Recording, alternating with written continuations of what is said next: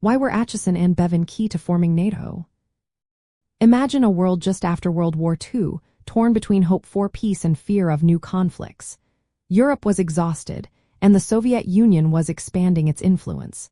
The threat of another war was very real. To prevent that, countries needed to work together, but how?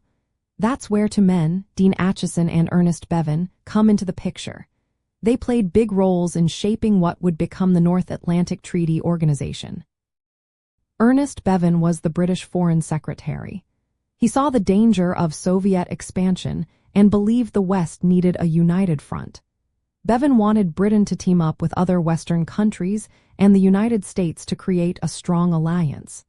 He gave a famous speech in January 1948, saying the West needed a spiritual federation to defend itself.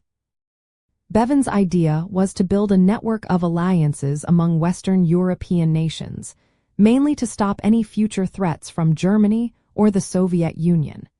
His push for a transatlantic partnership was driven by the need for collective security. Meanwhile, Dean Acheson was the U.S. Secretary of State. The United States was cautious about joining a formal military alliance after the war.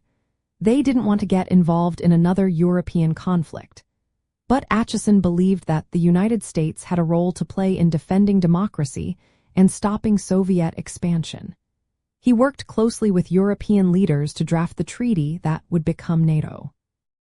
Acheson's negotiations helped shape the document, especially Article 5, which states that an attack on one member is an attack on all. This was a game-changer because it meant all members would defend each other if attacked. The teamwork between Bevin and Acheson was vital. Bevin pushed for a Western alliance, and Acheson worked to get the United States on board. Their efforts led to the signing of the North Atlantic Treaty on April 4, 1949. 12 countries signed the treaty, creating NATO. This alliance was a direct response to the new Cold War tensions and the threat of Soviet aggression. It gave Western Europe a way to stay protected and stable.